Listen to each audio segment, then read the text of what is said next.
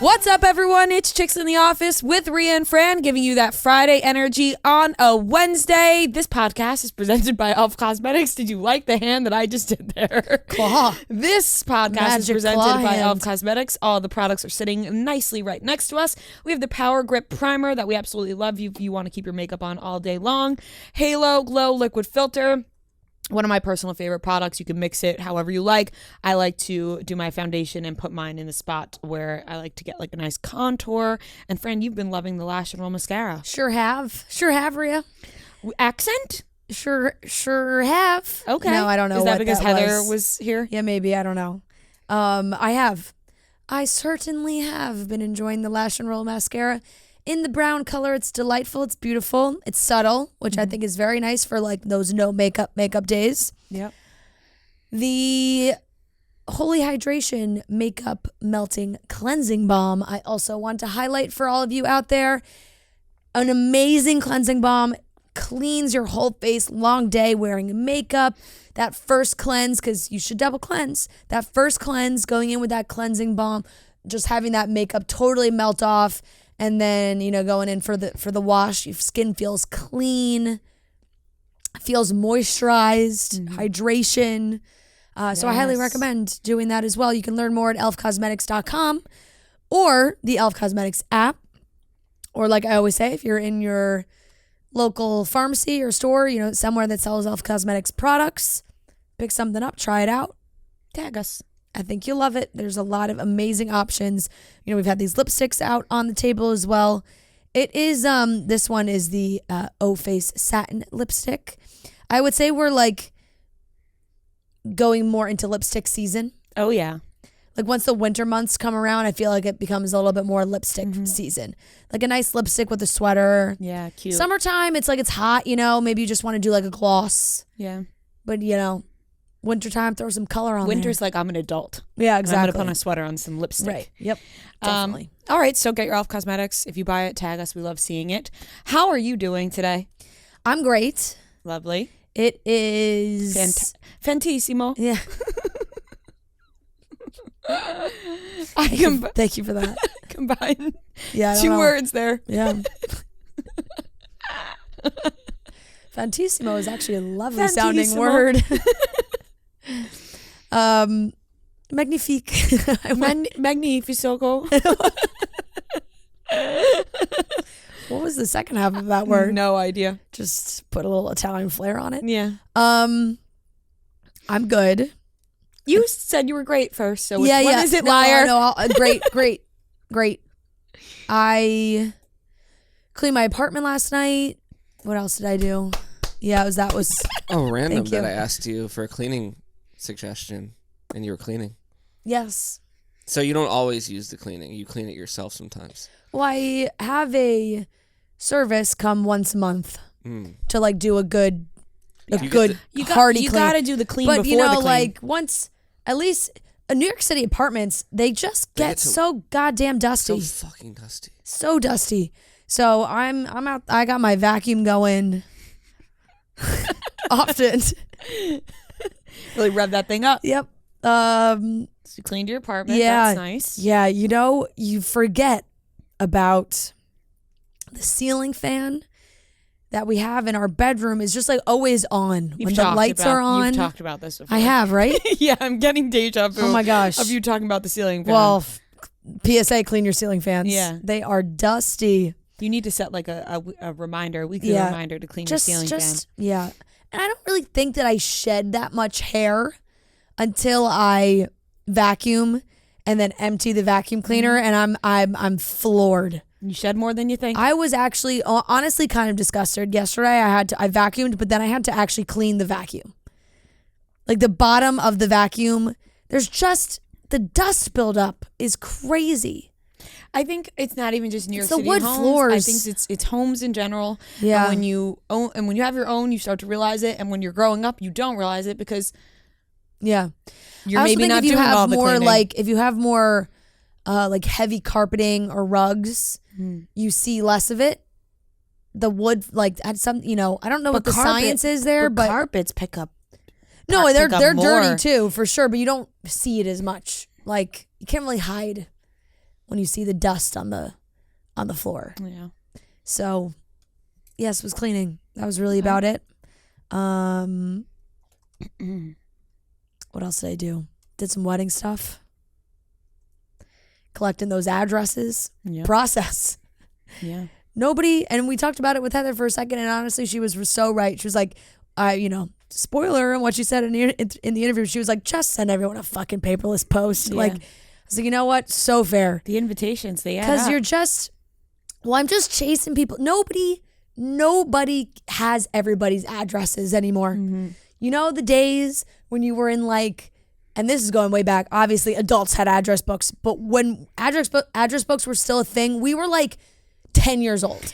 And I remember I had one, and I would write my friends' addresses with their phone numbers, with their home phone number, and I had it, and it was also the class list, like your school. You would get the booklet of everybody, your class, everybody's address, everybody's home phone number. Now, as an adult, nobody cares. Nobody has want anyone's addresses. I'm chasing people down to get people's addresses, and you're the first in your family. Yeah.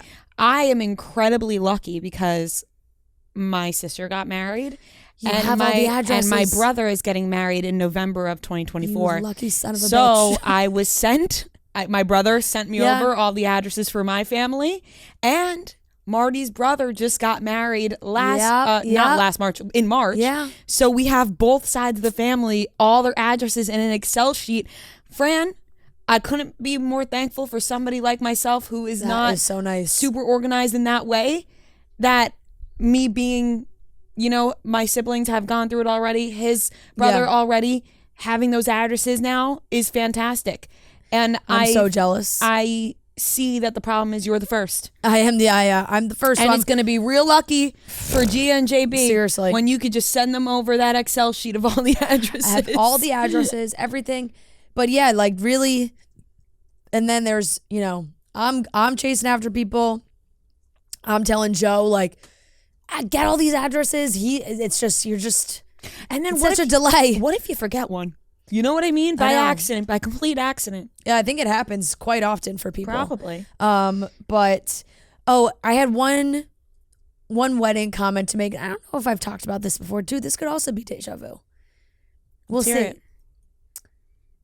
I have seen it so much more recently, and we are definitely in wedding season, but we have got to put an end to people putting an apostrophe S on the end of the last names when they get married. It's grammatically incorrect, and I am not the grammar police, but like the picture, it's just like the neon signs, the pictures. This past weekend, I saw a couple that I don't know, but I just, was going through Instagram stories, and somebody got married, and they had hats, and it was like the Bluzz. I'm not going to say their name, and then it had apostrophe S instead of just S. It's just S. Right, because You're apostrophe plural. S would be the blank is. Yes, like or your it's possession. The Mariano is. Right, or like the Mariano's house. It's like, well, the house is okay, so I'm a possession. Wrong. I'm no, wrong. But you're also right. It's you are also right. Also right when you own. Yes, you own but something. it's possession. Mm-hmm. It's possessive. It's a possessive S. And when you are joining together in marriage and you are becoming the Rileys, you are plural. The Rileys, just S. No apostrophe S. Yeah. So people get all this shit done with the apostrophe S, or on Instagram, congrats to the Rileys. They post, people post their stories, apostrophe S. Apostrophe S. It's not an apostrophe. Yeah, but if you're like, that's the Riley's house, that would be an apostrophe. Yes. Okay, I That's just want to make possessive. sure. Yeah. But when you're saying, like, if you're going to a wedding and you're posting an Instagram story, Yes. the couple is kissing down the aisle, and you take a picture and you post it and you write, congrats to the, let's just use me as an example, congrats to the Rileys. It is not an apostrophe S. And it's, people always post the apostrophe S. Yeah, and I guess you don't want that printed on like things It's you'll printed have on forever. Or it's like the neon sign. The neon sign has the apostrophe S. Everyone's posing for pictures underneath the neon sign. I've never seen it on a neon sign. Oh, I've seen it on a neon sign. This past weekend was the first time I've ever seen it on a hat. That made my blood boil. My gosh, watch out if you put an apostrophe No, S it's at the end. just, come on. Grammar police over here. And I'm normally really not. I feel knowing like me, maybe you're just looking out for them. Oh, I am now. And honestly, has No, become like a I mean, thing. like you're looking out for them to help them. Oh, yes. Not I'm like looking out for myself. But it has very much become a thing within my group of friends also, is that when we see it and we're like, oh, here's another one. Like we send it to, like we're like, here's another one. It is not apostrophe S. Well, you know what? Thank you.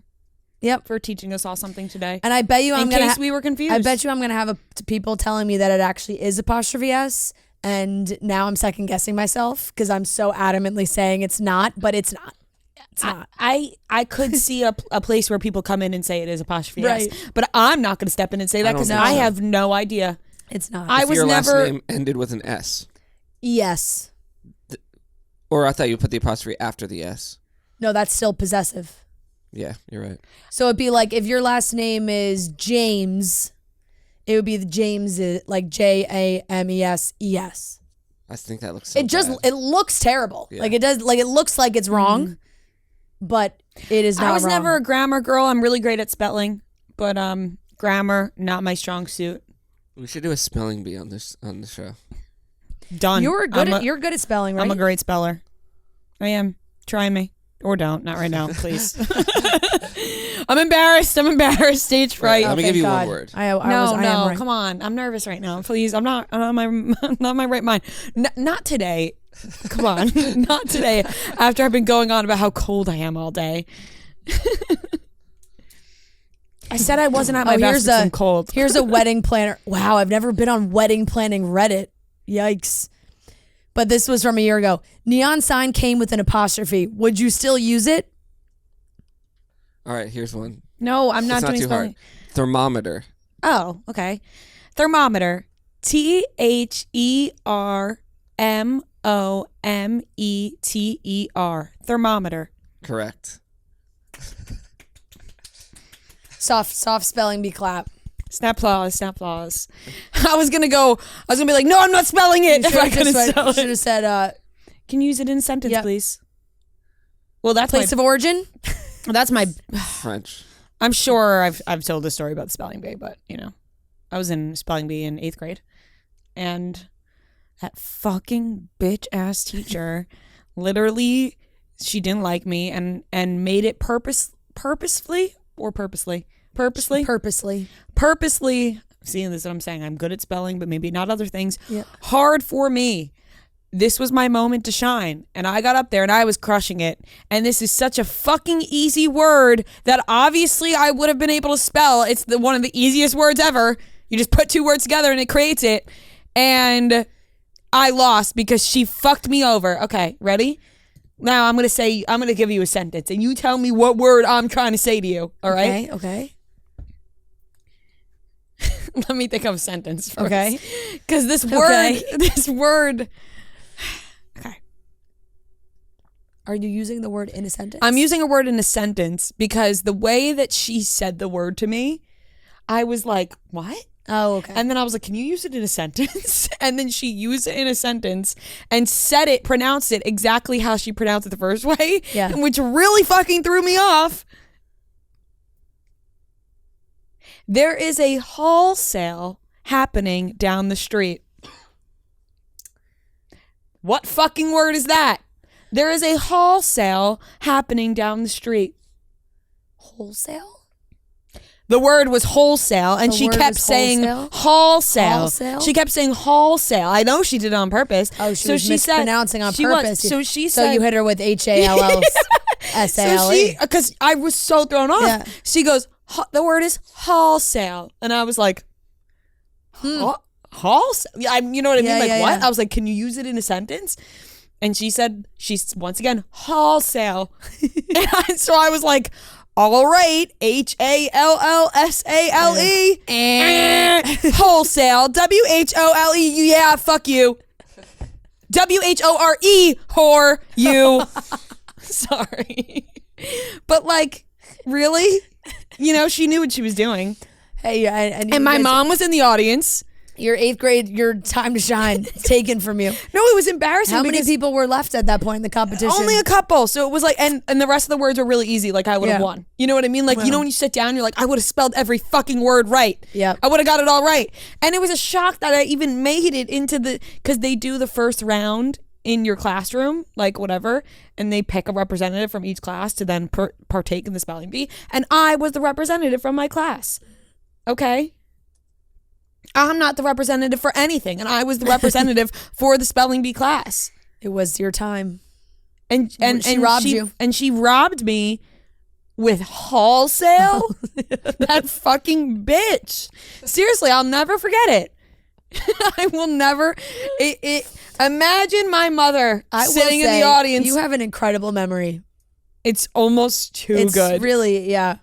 Like I just don't remember. Like I remember events, but I just like details escape me. I remember everything so vividly that it actually annoys me. Yeah. Like sometimes I'm just like, you don't need to remember every single detail to things. And it genuinely, I'm like, I will shoot out a story and everyone like, how do you, and I'm just like, I don't know. I feel like, Fran, I feel like if you lost a spelling bee to a certain word, you would remember. No, yeah, I get That's not probably that crazy true, to remember. Yeah, yeah. It's something that haunts me for the rest of my life. Yes. Is wholesale. Fucking I can't see wholesales happening at the grocery store. Sends shivers down my spine. Anyways, and so when they did the spelling bee here, remember they did a Barstool spelling bee a couple years ago? I was like, oh, it's my time to shine. And I lost on a word. I don't even remember the word because I is one of those that I just lost.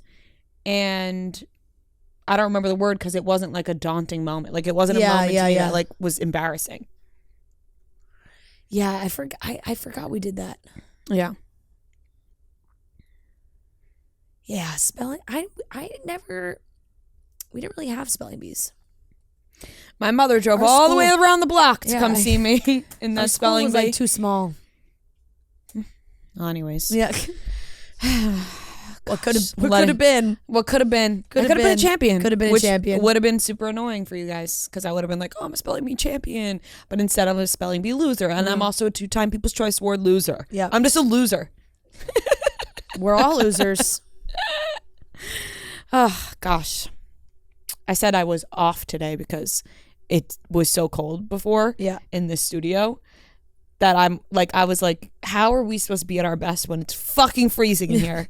And now I'm all riled up and hot from the spelling bee talk. Spelling bee. Yeah. Alrighty. You guys want to get into the topics? Yeah, we just have a couple things. Yeah. Just a couple things to chat about. Yeah. We have but Fentissimo. We have a great interview with Heather McMahan. Hilarious comedian, special out now on Netflix, and we had a blast with her. So we have that, but we're going to get into some topics. We're going to be talking about Britney Spears' new memoir that comes out October 24th. But of course, when a memoir is released, we get all the little juicy things before it is released. We're also going to talk about Love is Blind, some updates. A couple things that I want to chat about. A couple programming notes we missed. Yeah. A couple things we missed. A couple things on social media that are now adding up that we must talk about. Yep. All right. Let's get into the topics. Want to know what my rookie mistake of the day is? Yep. Spelling wholesale wrong in my 8th grade spelling bee. Okay? Okay. That's my rookie mistake, all right? And you know whose rookie mistake that also is? The teacher who pronounced it wrong. But you know who else is the rookie mistake? The people put an apostrophe S. Yeah, but also a rookie mistake. Wedding signs. And I don't even know if that's a rookie mistake or a huge mistake. But all of those funny missteps in life when you're temporarily out of sync can be fixed with something delicious. A Snickers to the rescue, satisfying all of life's fumbles with its epic blend of chocolate, caramel, peanuts, and nougat, because let's face it, life loves throwing interceptions, and when you're not yourself, you're off your game. Huddle up for a coachable moment with Snickers, the official chocolate bar of the NFL and the ultimate wingman, making life's hiccups a little less embarrassing. Even though I'm still embarrassed, the Snickers makes it a little less embarrassing. From showing up to your home stadium for an away game or accidentally hitting reply all on a work email or even a text, we've all been there. Yep. Keep your hunger at bay and your rookie mistakes in check with Snickers. Learn more at snickers.com/NFL. Once again, learn more at snickers.com/NFL, and do yourself a favor, grab yourself a Snickers and have a wonderful evening. It's time for the topics on Wednesday morning. Ooh. Not where I wanted it to land, you know? When that was coming out of my mouth, it like sounded like it was gonna have like Christina Aguilera flair. You tried there and failed. You hit like a on. The topics on a Wednesday. Yeah. No, still not good. Don't have it. All right. What about a Britney instead of a Christina?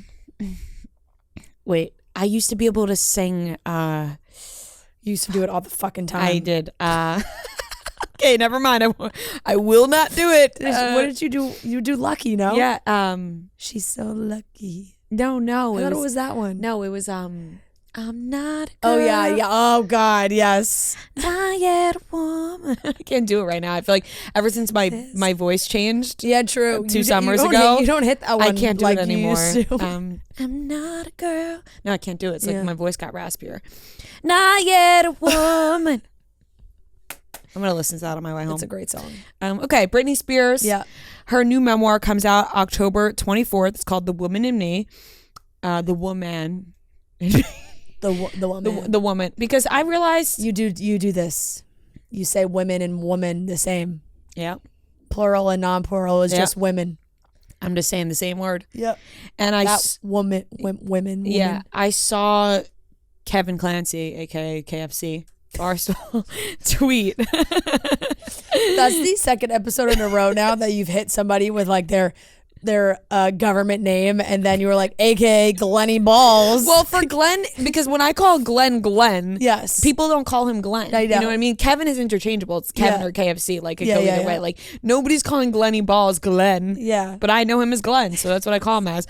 Anyways, Kevin tweeted out the other day. He was like, it was like basically tearing apart the people here. He was like, why does everybody at Barstool Sports fucking say women the wrong way? Like, and I was like, oh my God, that's me. Like it hit me. I was like, oh fuck, I don't differentiate the two. Yeah. I don't. And I don't know if I'll and start. You never have. And I never have. Do you do it for men?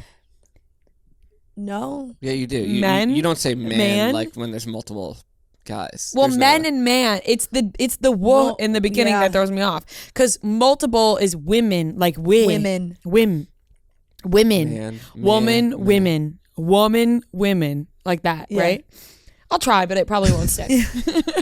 We'll see. Right, because they'll be like, those women. And I'm like, that's women. Those women. Yeah, you idiot. Yeah. Okay.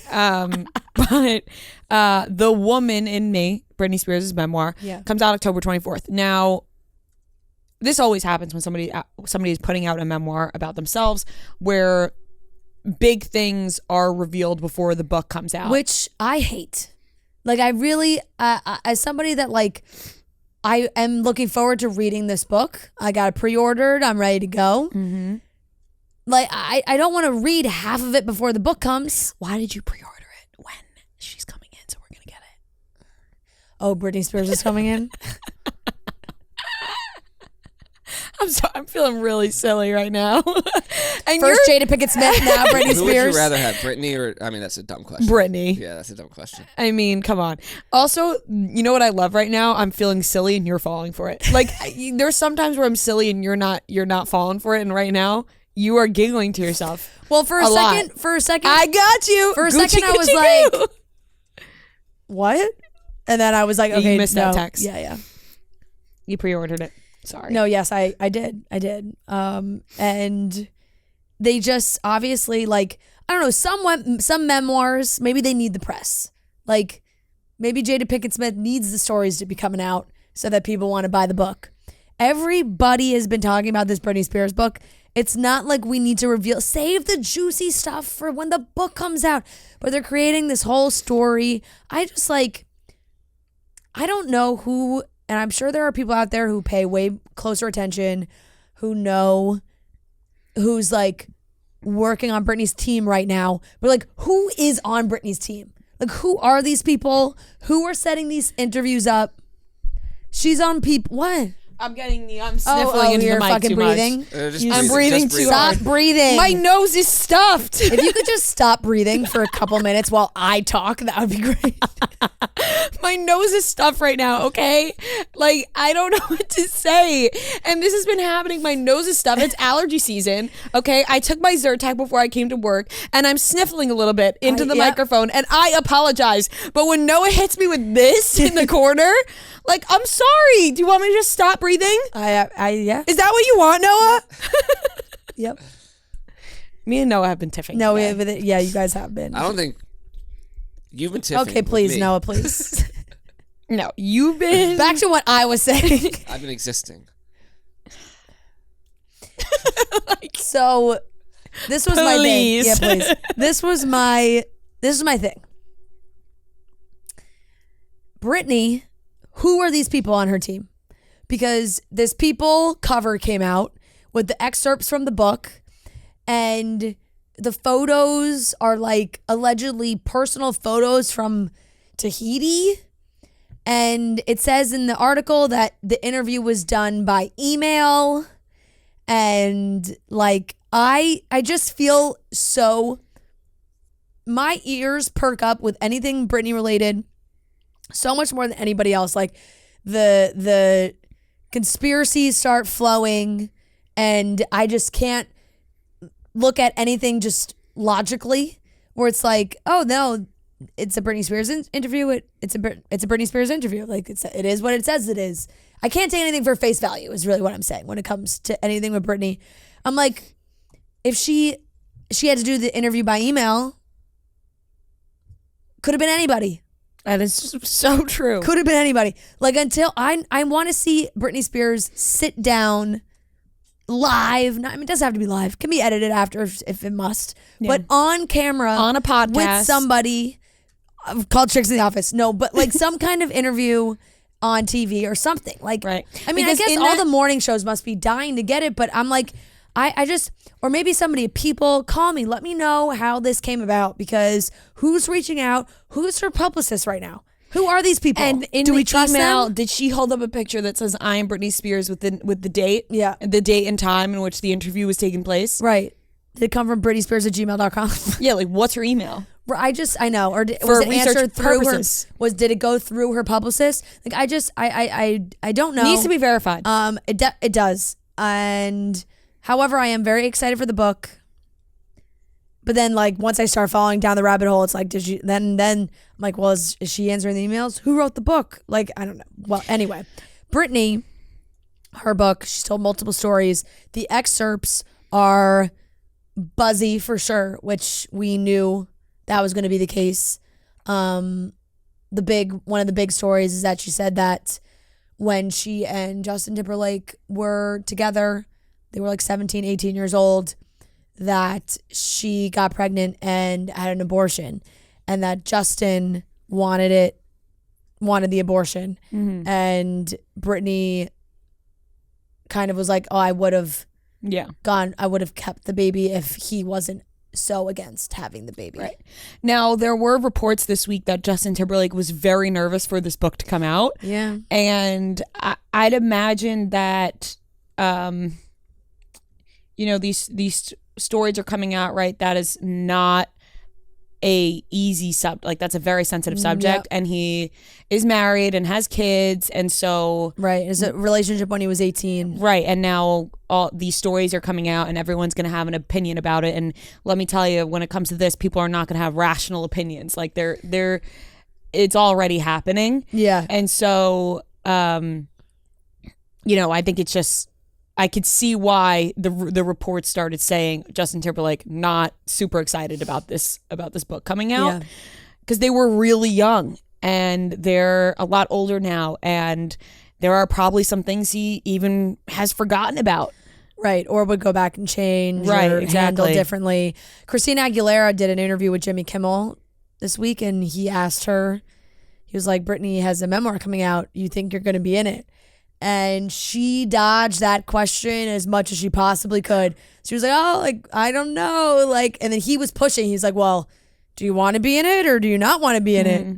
And she kind of spun it and was like, oh, like Jimmy, like maybe you're in it. Like I don't know. Like if you like, it's just clearly there's gonna be a lot of people in it. The anxiety you must feel when you know you spent time around somebody. You're mega famous. She's mega famous. They're all mega famous. Everybody's the Mickey Mouse Club, like that period of time, and even like managing that early 2000s dueling pop stars. Like everybody thought like would always pit them against each other. So as a grown woman now thinking like, oh boy, like what could be in this? Like what could be in this book? I said it has to be quite anxiety inducing because like I said, there's bound to be things that you're not super proud of, and Britney's the one telling the story. So you're getting Britney's point of view. Like if Christina shared those stories, I'm sure we'd have Christina's point of view, but it's like, it's different. It can get messy. And, everybody is really on the lookout for all the things that she's going to say, talking about her dad, shaving her head, all these very buzzworthy clips right now or excerpts or what's coming out, and the book comes out next week. So she said she was also almost in The Notebook. Yeah, she did. Her and Rachel McAdams. Mm-hmm. Well, she said that she kind of took on like a method acting without even realizing she was method acting, where when she did Crossroads, she just kind of like lost herself and became this character and like didn't really know who she was, and like she was playing the character, but then she was like acting like that character in real life. So she was like, thank God I didn't, or else I would have just turned into like a 1940s oil heiress like in real life. Yeah. So yeah, it's obviously very interesting. It's the moment we've all been waiting for. This book we've been anxiously waiting for months. Right. I want the book to come out. I just want it to come out. Like you said, you many things being released before the book actually comes out. It's so hard to like, and it's the same thing. And it's also just a couple little sentences. Like you want to read little it. Sentences. Read exactly. the book. You want to be able to digest the whole thing. Yep. Yeah. So that'll be coming out very soon. Yep. Next up, we're going to be talking about Love is Blind, because we did talk about it on yesterday's episode, and we talked about the finale and the reunion, but we are now realizing, because after these shows wrap up, way more drama. They start talking on social media a little bit more. I think they're less afraid to talk about things. I don't know what their contracts are like on when they can start talking about things, but more seems to come out. And it seems like there's some things that we've missed. There are couples that got engaged and almost married that were not even aired whatsoever on the show, which I find to be wild.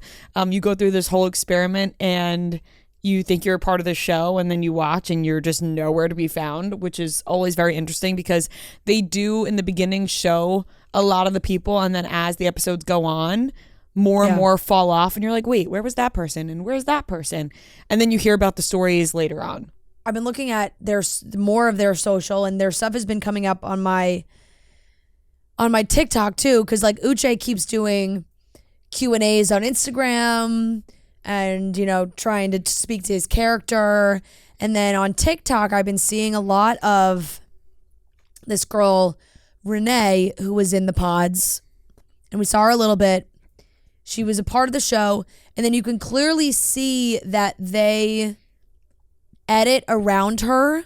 I don't know. This is what drives me nuts now about the show, and I think this season really exposed it, and maybe they'll have to make adjustments moving forward. But it's like, I feel like they're so afraid of having multiple couples not work out and then having it be like, oh, like the point of the show is so stupid. Obviously Love Isn't Blind. Like, look at all these couples breaking up, instead of just like showing what happens and there's drama and whatever. Like, Renee has been posting on TikTok. I believe she is on the Out of the Pods podcast today, speaking on it. So Wednesday, so there'll be more information. But the rumors that were circulating the internet was that she and Carter had gotten engaged, almost got married, and there was some sort of cheating incident.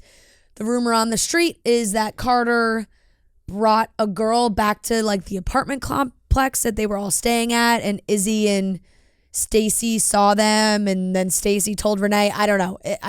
This is just like what I'm gathering from comments and things that have popped up. I'm sure Renee will share more of it. And then there was just also like speculation on Carter and perhaps his behavior. I don't know, because I had mentioned last week or whatever when it had come out that the production company was being sued by a contestant from this season. So the whole season just like so messy, and that's kind of a weird part of all this. Aaliyah, I also saw like a trailer for like her sharing her side of the story. It was edited like a true crime documentary. I was like, Love is like, it was like the police scanner like noise. It was like Love is Blind season 5 casting Houston, like Aaliyah, I see you nurse, like all the, and I was like, what is this? So clearly all of these contestants, more than past seasons, feel like they have a lot more to say about the show than previously, like not in a good way. But it's crazy to me that Renee and Carter would get that far and we just didn't see any of it. It is wild. Because wouldn't you want to show that like the success to an extent because of how unsuccessful this season was? Totally. Or like in terms of like finding matches. Yeah. And if Carter did cheat or attempt to cheat, I don't know, like isn't that objectively good reality TV? Right. Like, I don't know. It's very confusing on what really was going on, or if that is what really happened, or if there's more to it.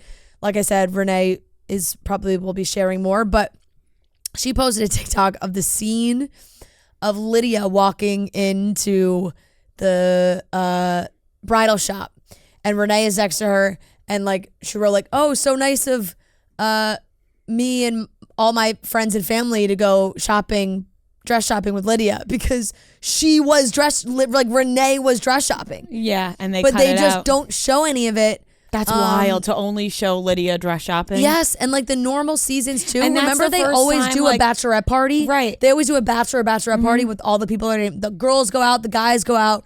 They didn't show that either because Renee, like they just cut Renee out completely. It's kind of wild too because that I think is her first time. Like she wasn't married before or engaged before. Yeah. So it's like her first time doing all of that, and she thinks it's documented on camera, and then all of a sudden she's just like not a part of any of it. Just not on the show at all. It's just, yeah, I don't know. Very bizarre to me. I don't know how you don't show it all, especially when like clearly this season, just lean into it. Like, you know that this season was wildly unsuccessful when it comes to couples like actually getting married. Just lean into like the drama, lean into them not being shown or whatever. I don't know. Maybe Carter is shadier character than we realized, and for other reasons they had to cut them. I don't know, but seeing it all and seeing what she's posted, it's so crazy, like just going on a show and then them just cutting you out.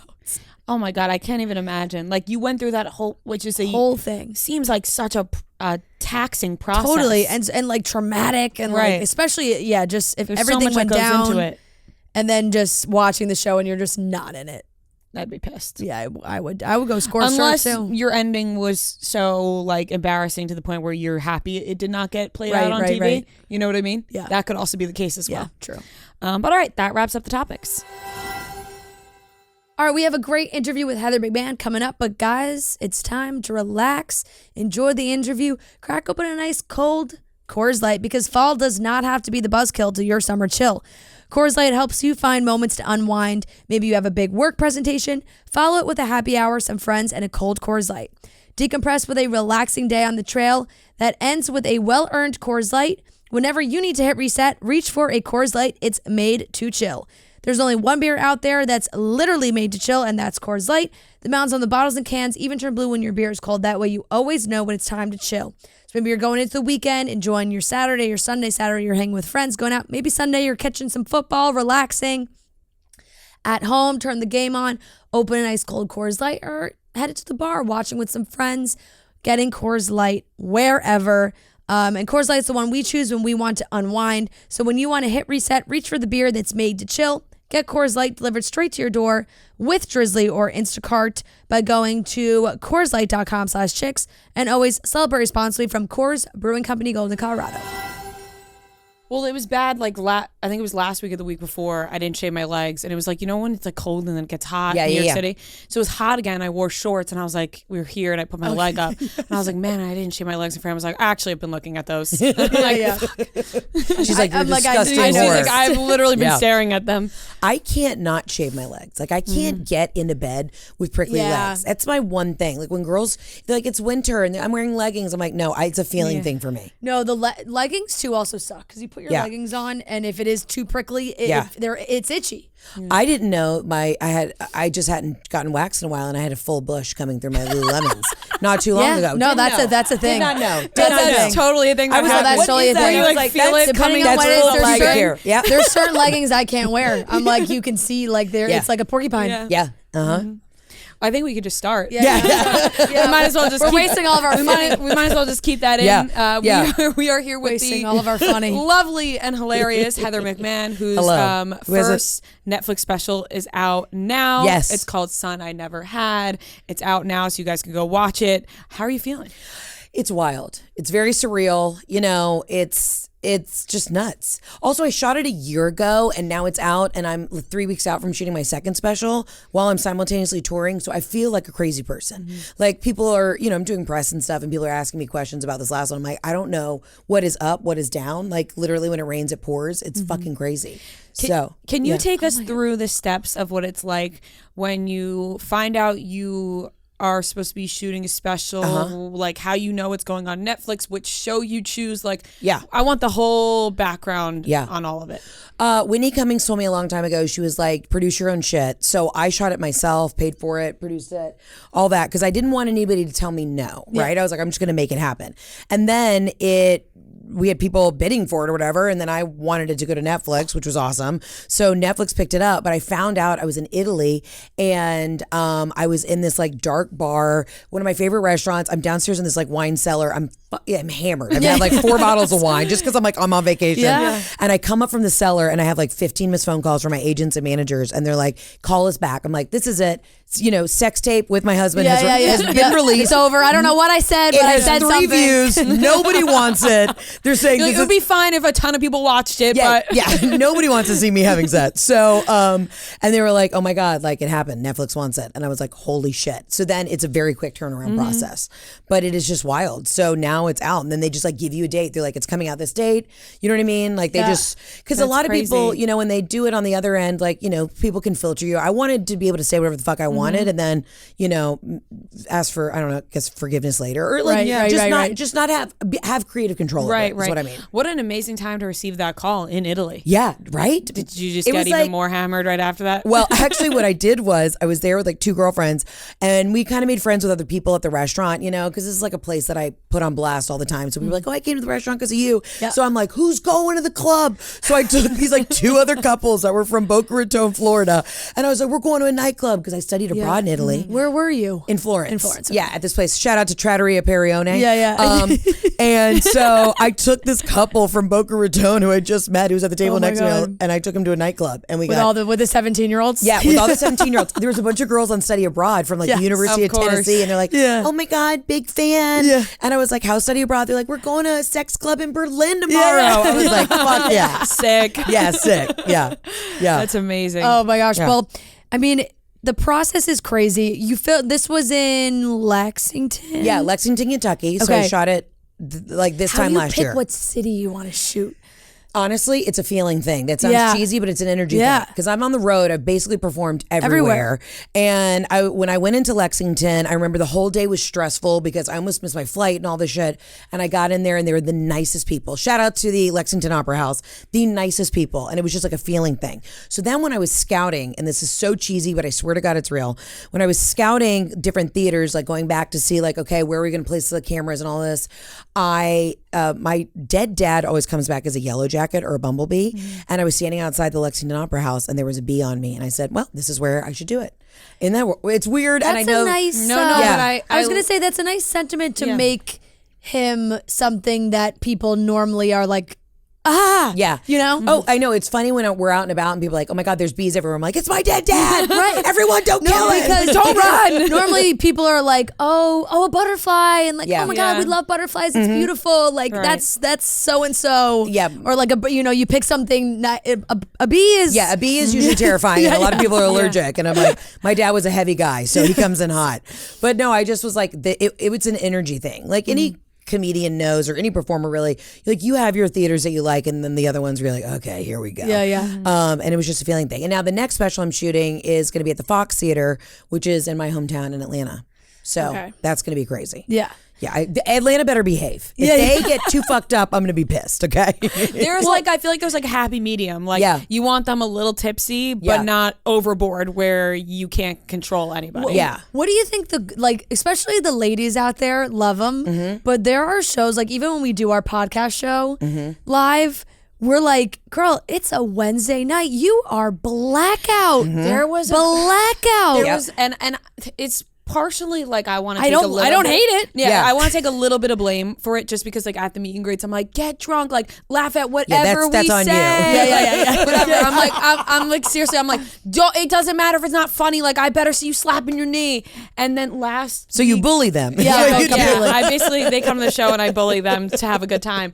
But last week we did one in Philly, and Philly's already insane. They're in the great, best way. and like they just have like they're rowdy. Yeah. And in the front row, this girl got on the floor. She was in a dress. She was on the floor, legs in the air. I saw her Pussy full out. coochie. Yeah, I was yeah. like, You have experience? Yeah. I've seen a And I was on stage, and I like didn't bring attention to it because I didn't want everybody else to see. But I was like, "Whoa!" Like, and I just kept walking. I was like, "Oh my God, that is right in my face." See, it's interesting because y'all are doing a live podcast, right? So Yeah. you have a lot of crowd interaction, and I do crowd work and stuff. But it's really wild to me when they come and they're so blackout. I'm like, you have paid to see a performance. You have paid top dollar, especially the people in the front row. Yeah. I know how expensive those seats are. So why would you? It's one thing if you're going to the Harry Styles concert, you get lost in the music. I'm telling you jokes that you want to remember, Right. And like, why would you come to a theater, sit on the front row, and then shit yourself because you're so fucked up? I say always have a quesadilla, have chicken enchiladas or fajitas before the show, have something hearty in the stomach, and like I'm like I know what it costs to go out and do shit. I just wouldn't want to not remember it. You know, That's a great point. It's like you talk about it a lot. Like when you go home from a night out and you're drunk and you put on a TV show and you do not remember the TV show the next day. No. I hate watching TV when I'm drunk. I don't remember anything, and it makes me very dizzy. Yeah. Also, Philly's already just like a wild town. Yeah. I played Philly right after they had lost the Super Bowl this year, and I literally was like, the polls were greased, right? Like people were ready to literally storm the Capitol. And I come out there and I texted my husband, who's like the biggest New York, Giants fan and every New York sports team fan. And I was like, hey babe, give me like 3 Philly like sports facts. He's like, all you need to do is go out there on stage, tell them to suck a dick. They suck. I was like, I'm not doing that. I am scared right now. And the audience was like the wildest audience I've ever had. I was like, oh, it's fresh off the loss. Philly is like that. I'm a big Philly sports fan. So when we were in the first ever show we did in Philly was not planned, but happened to be a Thursday night football game. Yeah. And we were like, uh-oh. And we did it like kind of in a bar. It was makeshift. It was like not totally the best location. And we just lost like once the game started, we lost everyone. Yeah. We were like, nobody screaming. Nobody cares. So we always joke like, what's the score? I'm like, I'll just leave. Why am I here? And we did it last week, and we played last week, and it was game 4 of the Phillies. Right. At the same time. And so like we were like, okay guys, we know the Phillies are on. We won't go too late. We'll catch the second. Just behave. But everybody was great. And there were like the boyfriends and the husbands, like, the 8 of them are like in the crowd, and they're like, 2-1. Yeah. Like looking at me on stage like 2-1. We're good. I'm like, okay, great, thanks. I have a new bit in my new show, and I talk about this famous baseball player. Well, I guess I didn't realize when I was doing the show that y'all had also lost the World Series the same year. Yeah. So I come out and I start, I'm like, lost it all. Everybody lost. This guy on the second row is like, Heather, too soon. We also lost the World Series. And I was like, that's your fault. That is not on me. Y'all suck in sports. I love you. Philadelphia, one of my favorite cities performing. But I was like, you cannot come for me for that. Y'all need to get your shit together. No, that's like hilarious. Yeah. What has been like your least favorite place to perform? And it's not because of the people. The people are great, but Baltimore was a wild ride. But granted, if I go back, I'll be at like a cool theater. When I first was on tour, I played this like kind of like a rock venue in Baltimore, and it was across from the strip club. That's like, we got 10 fat chicks and 1 cute one, and I was like, hell yeah! But it was just like wild. My hotel room had no windows. We were staying at like a Marriott, and I was like, only in Baltimore would you have a Marriott with no windows. It was just a struggle getting there, and people would warn me. They're like, man, this is, you're performing in a really like not great part of town. And I was like, yep, we're here. So that's also the worst. Tough. Like you're like, you don't have anybody to tell you. Yeah. You're just told like, hey, this is a nice spot, and you're like, oh great. And then you're driving through and you're like, yeah. Okay. Never been here before. How am I supposed to know that? Yeah. And people are like, man, this is the worst. We don't want to come to the show. And I'm like, all right, please do, because we all have to die together. Yeah, we kind of did that in San Francisco. Like we just kind of flubbed everything in San Francisco a little bit. San Francisco, it was funky because San Francisco makes me sad because it used to be the best. Yeah. I was just there performing at this gorgeous Palace of the Fine Arts. Yeah. My car is parked next to the door with security guards. Somebody smashed and grabbed all of our shit. Yep. We had just walked in, and then next thing you know, they're like, hey, by the way, I'm like, there are 2 security guards standing there. Yeah. Y'all didn't do anything? And they're like, yeah, not worth it. They're like, yeah, we just let it go. Honestly, I don't even remember what the name of it was. It was like a speakeasy. It was funky. It was really funky. It was in like Chinatown. It was a theater, almost like performing arts, like.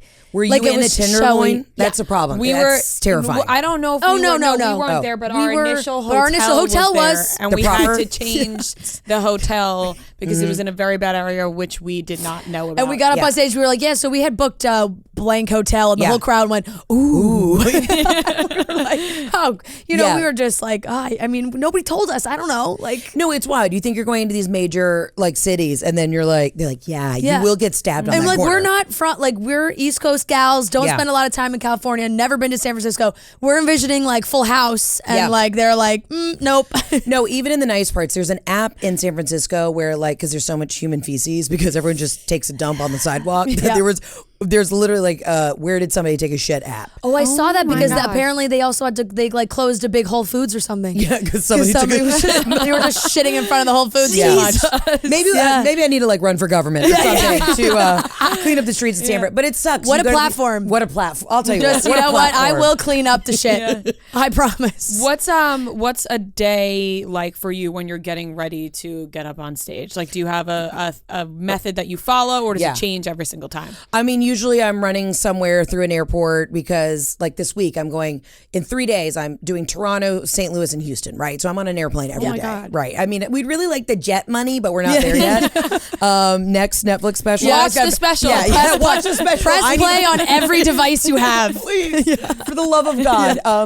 It's my backstage routine is so boring. People get so disappointed in it. And again, people think that you guys are like, you drink during the show. Yeah. But they think that you're like ripping shots. Like girls will be like, come meet us at the bar before the show. I'm like, I'm a professional. I have to get up and talk for 90 minutes. Like I'm doing stand up, like relax. So I listen to a very specific playlist backstage called Cocktail Jazz. It's on Spotify. Highly recommend it. And then I do my own hair and makeup, and then I'm just like really quiet for like an hour. I like don't talk. I don't let anybody backstage. I was gonna say, do you have anybody in the green room? After the show, let's party and rip it. But beforehand, I'm like, not even my family. I'm like, Jeff, sit in the corner, jerk off. I don't care what you do. But I absolutely like. I've got to like, the actor must prepare kind of vibes. What do y'all do? So fair. Gosh, I mean, look, we're probably opposite. This is the thing, though. Like, we are the lack of preparation that we do for our shows. I love it. Like, we need to be drunk because we're not comedians. Like, we're not professionals. So, like, in our minds, it's like if we go out there sober, we're just gonna bomb. We're just gonna be terrible. Yeah, I said this at our last show. Like, I really love being on stage, but I said the best part about being a podcaster is that you get on stage and people laugh at you, but you're not a comedian. We also get on stage and we do a little dance, but we're not dancers. We also sing a little bit, but we're not singers. Like, we are just podcasters. Yeah. So it's we keep the expectation very low. And we have each other. Like the pressure where it's like if your mind goes blank for a second, somebody picks it up. But I also on stage last week flipped around the board that I had written down for topics, and I was like, just so you guys know, this is also the same thing for the podcast. Yeah. We write literally the names of the people we're talking about down or the topic with no details underneath, and then I just cross them off, and I act like it's like, so I act like I'm doing something, but there's no preparation there. And then we have the playlist we play is the Project X playlist. Project X. Absolutely. Project Every X. single time. Yep. And we have a couple drinks we and like to do dance we like to do an around. espresso martini. Yeah. Oh, nice. Always we Pre-show. do an espresso See, I'll do a white martini. wine. Yeah. I drink a white wine, and I'll sometimes on stage I'll have like a white wine with club soda. Like I'll make a white wine spritzer because that way you stay a little hydrated. Yep. But I'm not pounding it back. I will say it's funny listening to my cocktail jazz quietly in my room, and then my pre-show playlist is literally like DMX. You know what I mean? So it's such Getting the crowd. Like X gonna give it to you. Well, you have to completely shift like For us, into entertainment for us, mode. it's like Disney music on the outside because the pop culture, they want to get into that. But we, it's funny because like we do the espresso martini, but there is a period of time like Fran can really take down a cocktail, and I'm a pretty good drinker. Right. Not to toot like something to be so proud of, but like she can. For me, I just like I like to cut to the chase. Like I like a good shot, right? But you can't do that necessarily before every show because then I'm like on the stage and I'm cross-eyed. So last one I did red wine. Which is a different type of drunk. Ice in it. Different. And I'm a great red wine drunk. Oh, really? Like I'm Okay. I'm asleep. I'm like It's giddy. It's a heat for me. Yeah. The red wine stirs something up. I like when people say they get like whiskey angry. I'm like, you give me a bottle of Chianti and I will fight your whole fucking family. I also That's get hilarious. It affects everyone differently. It gets I get me, like, congested. Yeah, you need an allergy. congested. My For face me, is red. I need a Sudafed. I get like real giddy. Like Okay. everything is funny to me, whatever. So I did that the last one. I think that's my new recipe: the espresso martini and then the wine. and then a chilled red wine. Yeah. I like that. Good I for think you. it was great. Okay, so you're special. You're talking a lot about your family, a lot about your dad, your parents, your siblings. When you are going into this and you're like, all right, everybody, gather around the family. Like, do you have to say, it's time to air out the family stories, and I'm doing it on Netflix? Yes, I did get permission, and like my family's seen the show a million times, and I do think like my dad would be like, well, you know what, baby girl, at least you're making money at this. You know what I mean? The funny thing is this new tour that I'm doing right now that I'll shoot in a couple weeks is all about my first year of marriage, which y'all buckle up, okay? And it's basically like a public roast of my husband. And the first time he saw it, I was nervous. I was like, he may say I've gone too far. And I walked off stage. I was doing a show in Augusta, Georgia. I walk off stage and he's like, you could have gone harder. And I was like, I could have. And You're like, fuck. Talk about how you found the right guy, though. You know, No, like truly. that's not a lot of guys would say that. Not a lot of guys would say that. But, I talk about very intimate parts of our life, intimate parts of like our extended family's life that, I got permission from him. And I'm like, listen, it's my truth. I'm going to tell it. But it's funny because guys will always be like, how does Jeff feel about this shit? I'm like, first of all, you would never ask a male comedian that, right? Male comedians can talk about how stupid their kids are, their wives, women be shopping, and you'd never question it. But because I'm a woman, all of a sudden, like, there's a stigma behind it because I'm throwing. My husband's playing golf every day. Like, he doesn't give a fuck. He doesn't have to work right now. I'm the breadwinner. He is just playing golf. So he's like, I don't even care. Tell him I got a tiny dick. I don't care. I'm like, he does not. But still, medium, very medium. He's 6'2". Yeah. I saw a clip where you were talking about tiny dicks on stage, and you were like, "Not the men here. No, you have a big dick. You have a big dick." Yeah, I like the men to feel empowered at my shows. Well, you have to because it's they're certainly the minority. Yes, they are the minority. But it's funny too because these guys will always be like, "Oh God, Heather." They always start off like, "Bringing my wife to the show. I listen to you every night in bed." Da, da, da, da. And then they have the best time. And they'll show up in the merch. I'm like, "Oh, you're actually the fan." And sweetheart, you need to tell your wife you're gay. And they're like, "Can I get a picture with you? It's for my wife." Yeah, I promise you, it's for my wife. Yeah. That one comes around all the time too. Very exciting news. McDonald's just dropped 2 sauces, sweet and spicy jam and mambo sauce, which is so exciting because we love McDonald's. You guys know we love McDonald's. Everybody loves McDonald's. And usually my favorite sauce from McDonald's is honey mustard. But can I get excited about 2 new sauces?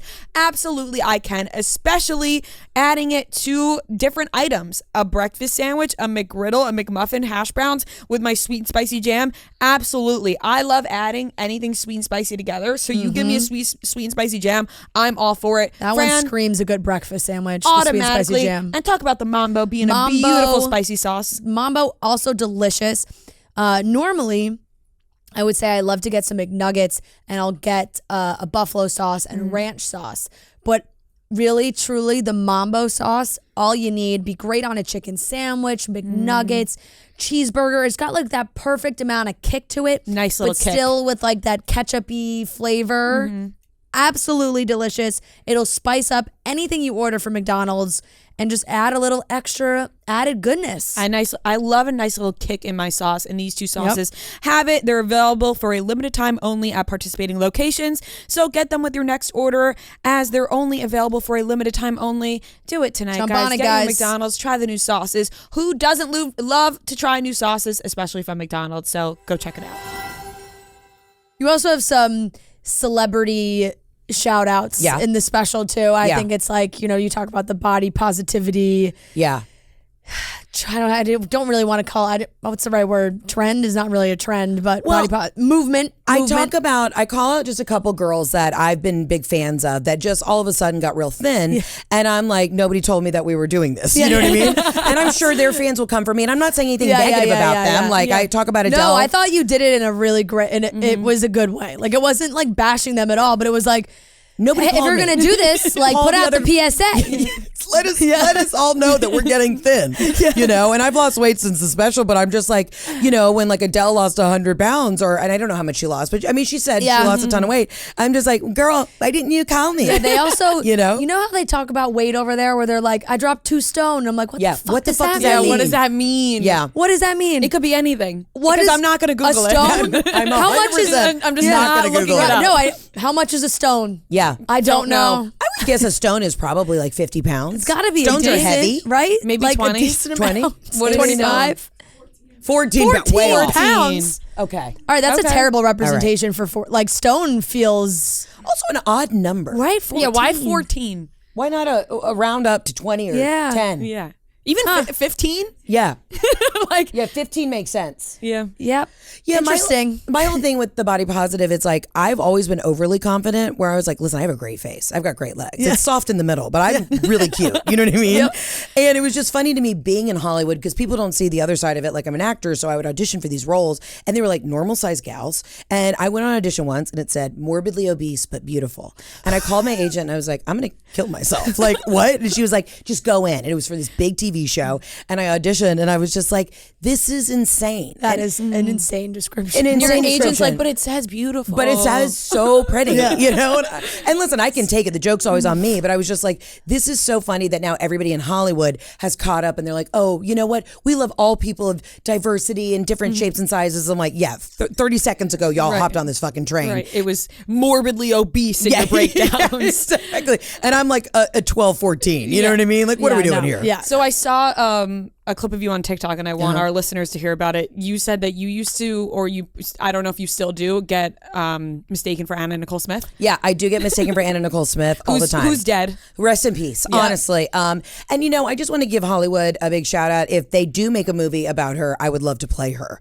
because they did a Lifetime movie about her and they made the girl had like very small breasts and I'm like, I'm fully stocked up here. Like, let me lean in. Yeah. People will stop me in the streets, especially older men. They're like, Anna Nicole? And I'm like, she's been dead for about 10 years. She's back. She's risen. She is risen. Yes. She has been, Yeah, so I get that, which is, I get a lot of random shit where I'm like, I look nothing like this person, but sure, I'll take it, When you're doing your podcast and you are, I just think like, I don't know, I guess because we've never really done the solo vibe. And I listen to you and I'm like, she keeps herself so entertained. Like, I don't know how, like, at some point I'd be like, what the but I guess you also hit a point where I think you talk about too, where you're like, I have no idea what I'm even saying. Words are just coming out of my mouth. I do black out and I will sometimes re-listen to the podcast for like quality control. I'm like, this is the most ADHD bullshit I have ever heard in What my am I life. even saying?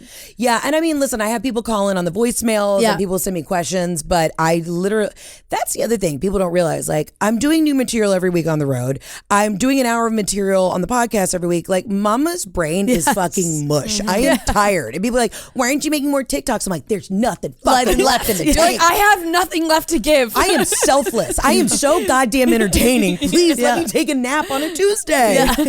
You know, like, fuck. You're out there ranking sandwiches. I saw. Which listen, Yeah. a podcast. The most random topics come. They just come up, okay, and they're entertaining to you. It's your train of thought.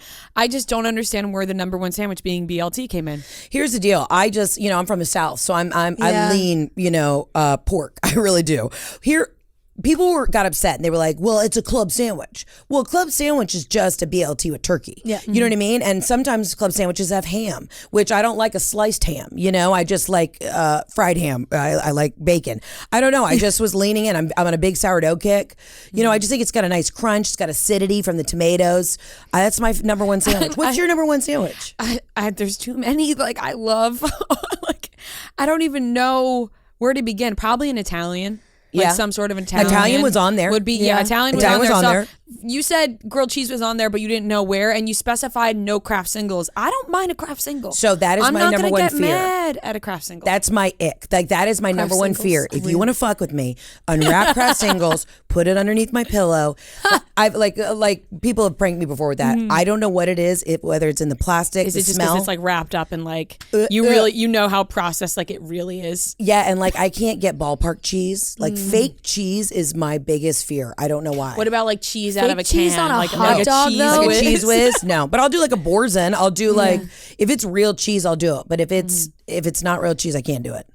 Fake cheese on a hot dog though, like tuna salad, like a by the way, nacho would also go up cheese. there for number one with me. I just want to throw that in. I do love a tuna salad. I love tuna salad sandwiches, and I'm for so long I was afraid to admit it, but here I am standing proud in front of everybody saying it. I was the kid who had the stinky lunches because I loved tuna fish on like a croissant.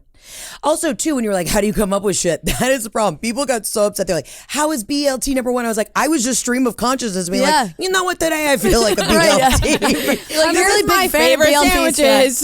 And then I hired this great young girl to help me like splice together for social media because I'm tired. And she literally was like, people are fucking pissed. She's like, Heather. I'm like, guys, what do you expect I from know. me? Sometimes But it if really is that's the all- dumbest stuff that you say too that get people Yeah. the most riled up. It's like, Yeah. I don't know. We were just fucking chatting on the just talking about podcast, and now it has 12 million views, and sorry you don't we're like getting death BLTs. threats. Yeah, but as long as it's about sandwiches. As long as it's about sandwiches. Sleep at night knowing, they're only mad about sandwiches. That's Yep. it. It's like nothing matters, Right. y'all. Everybody calm down. We had one the other week where we were arguing about who the most famous person in the world is, and we were wait, I adamant. saw this. We were Yes. adamant Taylor Swift. Like we're just like Mm-hmm. it's right now, like Taylor Swift's It's the top insane again. right now. Like, The international football community.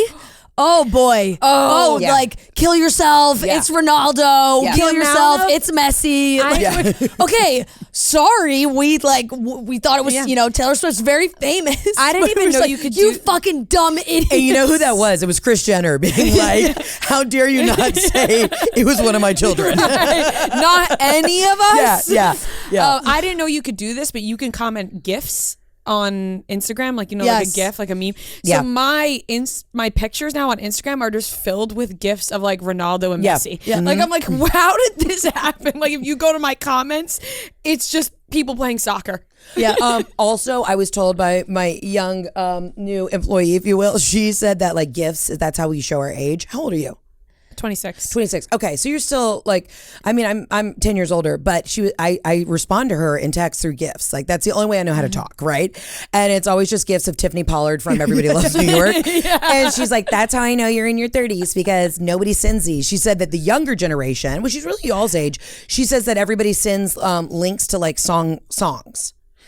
That's like they just send links to songs. I'm still sending gifts for sure. Well, apparently you're old as Yeah. shit. Can I just say that sometimes I hear about these things that people are like, no, the younger people are sending this, and I still like to consider myself young. You are very I'm young. 26. Yeah. And I'm like, that's lame. Like Yeah. if I heard like, oh, you're sending just the links to song, like I'd be like, that's kind of lame. Right, and I also I used to do, like I think that's what I used to do in high school. Like I would send like a screenshot of the name of the song about something. I don't know if that's groundbreaking, you know? Yeah, I don't think it's groundbreaking either, but she also sent me a PowerPoint presentation, and I love her for this, of all the cool things that I need to be buying to like stay on the trends.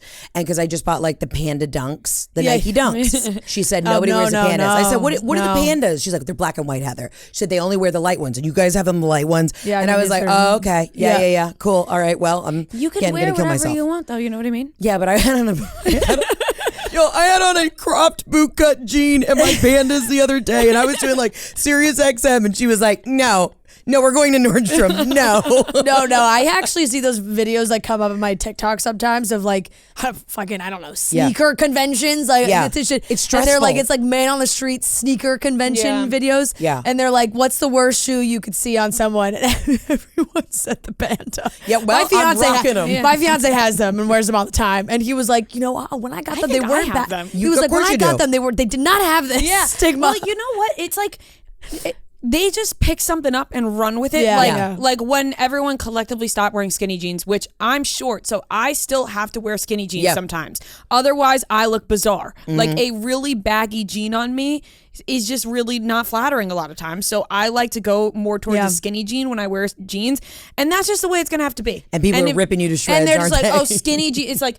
No. I still like them. Skinny jeans with boots, they still play, and I want everyone to know that they still play. I think it's okay.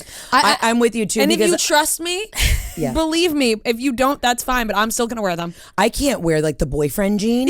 I have tiny legs. That's like let me show off my one asset. Like when I could wear like a Steve Madden pump back in like 2009, was Steve Madden pump with a really tight jean that just hugged my thin funkin' ankles. I was on fire. You know what I mean? And now I gotta wear some like bullshit like baggy Levi thing. No, I'm upset. There's something sexy about a nice tight jean with the pumps. I feel that way now. I feel like that as you get older, that you just do become your mother more. And I think about my mom being like, oh, well, just a nice heel. What's wrong with a nice heel and a nice tight, you know? And I'm like, you know, I catch myself doing that with the younger, like more Gen Z, like the 18, 19-year-olds that are in these like Urban Outfitters jeans that could fit 4 people into these pairs of pants. And I'm like, wear a skinnier jeans. Right. Like what about a nice like, slack with the kitten heel? Yeah, exactly. I bought myself a pair of black trousers. You know what I love? A trouser. Love a trouser. I'm into trouser. These I feel like they have to be baggy, whatever. But I remember the cargo pants. Like not my favorite, but I was stressing today, so I put them on. But I remember we did an interview a couple years ago, which I think a couple years ago I was more into the baggy jean. Right. Yeah. And we did an interview and it was with Brody Jenner. Like the first time we ever met him, and we wore sneakers and we sent the picture to your mom, and your mom was like, you guys couldn't put on heels. Yep.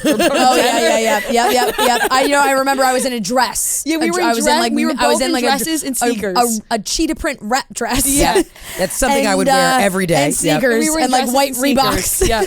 And your mom was like, you guys couldn't put on a little heel with your dress. Brody Jenner's there. Yeah, and you know, like I said, once you start to realize, you're like, Mom, you were right. You were right. That's why I wear like full glitter suits and really show up suited and booted on stage, because I don't know how people just like throw in a t-shirt and jeans and they're like ready to perform. I'm like, I have to put on the armor of God to like get ready to go to battle. I just need to feel that like this is my show suit and I'm ready to go.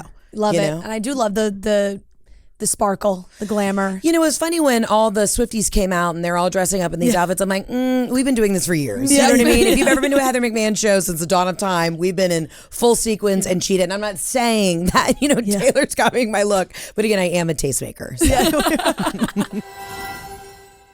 Rakuten is the smartest way to save money when you shop.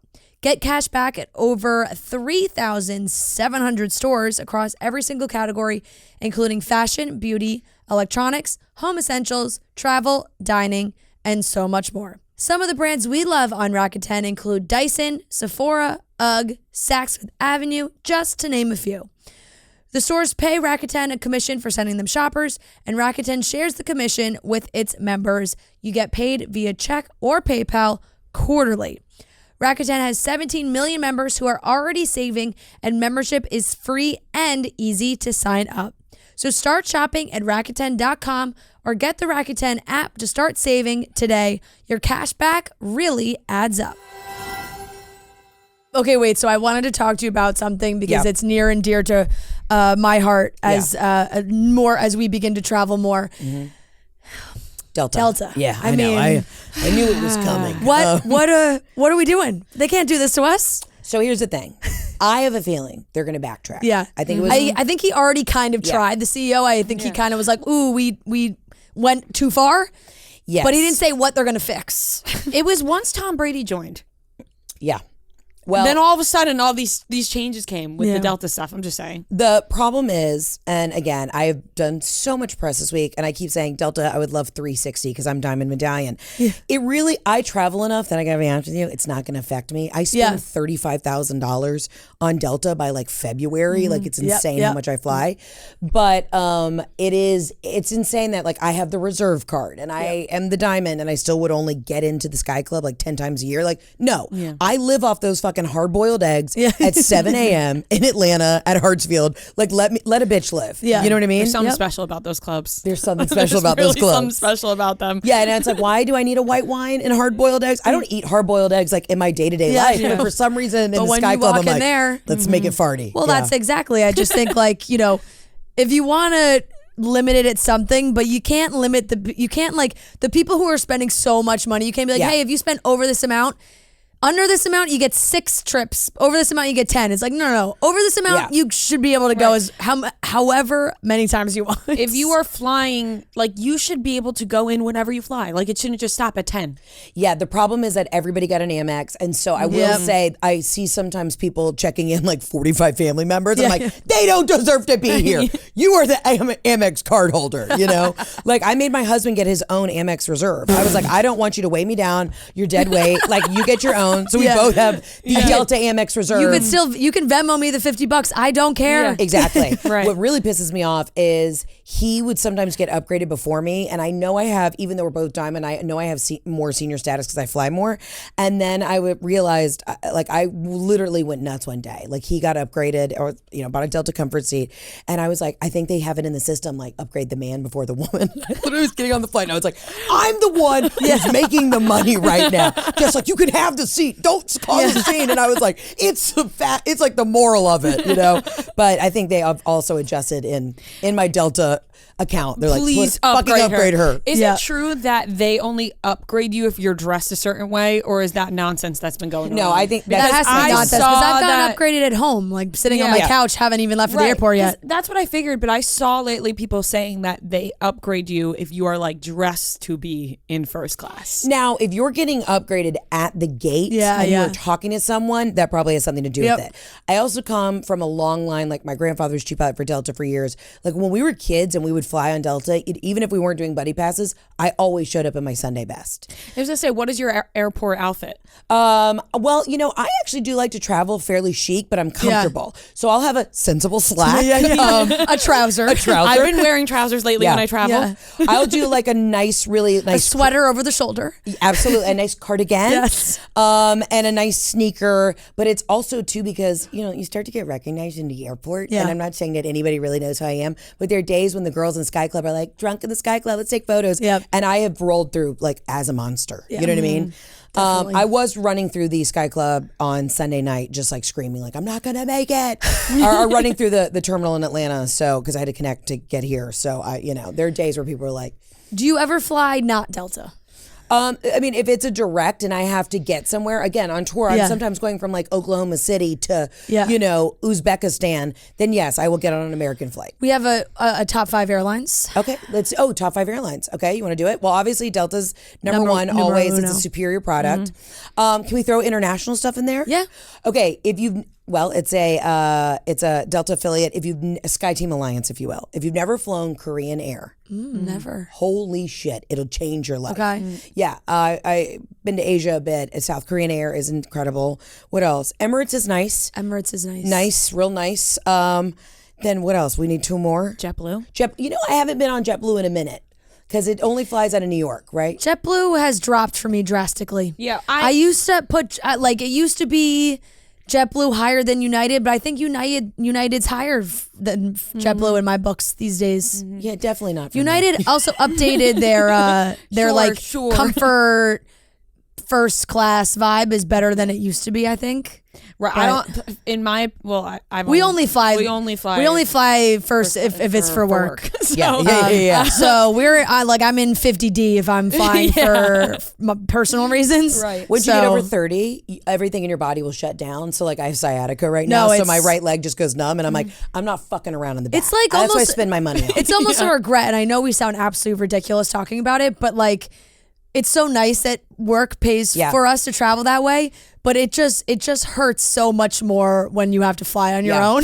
You're like, shit. But if you start awful. raking up the credit cards, you will spend $35,000 on Delta, and then you have 10 times to go into the they're sky club. upgrading you. Because there is just something special about the Delta One. Yeah, the Delta One. There's something special about it. We sound like assholes. But No, fuck that. Let me tell you something. When you travel and work as hard as we are as working gals, we deserve it.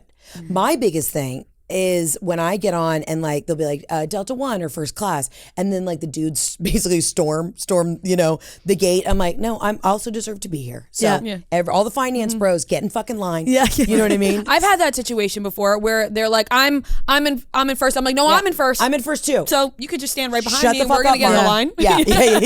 Yeah. I'll be the line leader. You just follow me. Follow me. Yeah. The whole like standing by the gate, just waiting when you're like, when you know your zone E and you're right there. Well, we're not flying for work. It's like just but I'm like, just sit, just chill, relax. Yeah. Relax. Well, didn't Everybody's they call it so gate lice? fast. I think that's the term for it when you are in the back of the airplane and you're hovering. It's like gate lice. Like it's just I saw. I think it was on Twitter or TikTok. Someone was like, I just don't understand the principle of not boarding the back of the plane first. And I was like, well, because everybody who's paying to be up front is going to be pissed if they board the back of the plane first. Yeah. Honestly, it would make more sense though. Yeah. Like logistically. As long as you don't allow people to put their carry-on in the first class bins, we're good. You know what I mean? That's the fear. That's the fear with the carry-ons. I had a lady on a flight recently just throw an absolute fit that she came on late, and the first class, it was a very small plane. We were flying to, where was I going? Chicago? I don't know. I don't remember. Chicago. And she was causing a scene. And what did she expect? That there should have been space left? Yes. But she was like the last person on the plane. The boarding door was closing. And she was just like, I cannot believe. And then the tattletale in the row behind us was like, ma'am, I saw it was that guy like in like the 10th row. That's his bag. No, those people should have to walk the plane. Oh my God. What? The amount I travel when I see poor behavior on an airplane, I'm like, this is done. This is where society crumbles. The world's already on fire, but this is like where it happens. Like people like really forget how to act. Some people's worst behavior. It is astonishing, truly, how bad it gets. Yeah. That's why we need a private jet. So we can go door to door. Please bring it all back around to press play on that Netflix special. Please watch Heather's Netflix special. It's out now. Thank you. So I can make more money to fly privately with my girls. Okay, but you have you're on tour currently still. Yeah. Till through what? The end of the year? Into next year? I'm touring. I've got some big shows coming up. I'm playing the Pantages in LA. And then so I'll shoot the special in November, and then we're about to add a bunch of Australia dates. Because that's the other weird thing is like now that it's on Netflix, the world. People from the world. International. I got some new Japanese fans. I'm like, let's go You're international. seeing your demographic change on Instagram a little bit? Yeah. A lot of Asian guys, and I am here for it. That's amazing. I'm dying. I would love for that to happen, like to be able to go to other countries and people actually know Brazil. who you are. Or are they saying come to Come Brazil? to Brazil yet? Listen, I'm hoping that they say come to Brazil. Yeah. I haven't looked at any of the comments today. That's tonight. tonight. Come to Brazil. Yeah, That's going to be me tonight on your Instagram. Come to Brazil, please. I would love that. Oh man. Okay. Well, we were getting the wrap up signal because you're a busy lady. He was doing one of those fake yawns in the back, like going like this. Yeah. You're a busy lady, sadly. Because you know what? busy? One thing we didn't get to is I wanted your bridal advice. Okay, I can just say it real quick. Yeah. Stay in budget. And you don't need any paper goods. Like don't send fucking invitations. Send everybody a paperless post, okay? You don't need anything, like you don't need a program Okay, nobody needs to know who the bridesmaids are. They get it. Save your money on the paper stuff. Yep. Okay, and you can say like, I'm saving the environment, whatever. Just you don't need to spend money on that. All anybody cares about is food, booze, and a good party. That's it. And don't invite people that you don't want there. If you've got a weird fucking Aunt Linda, tell her to suck a dick, and she's not coming. Sorry, that's it. That's all you need to know. I love it. My dad's like, I will knock any family member off the list if you maybe meet somebody that, is a little famous that wants to come. I'm like, Dad, stop. Listen, I am available. So have your dad watch the special. If he likes the vibe I'm putting off, I would love to come to the wedding. He will knock a family member off and you will be put on. Perfect. Yeah. But seriously, DM me or I'll give you my number, text me, and I'll give you all the wedding advice because I did it right and wrong. You know what I mean? Yep. Amazing. Thank you so much. Thanks for having me, girls. Thanks, Heather. Ciao.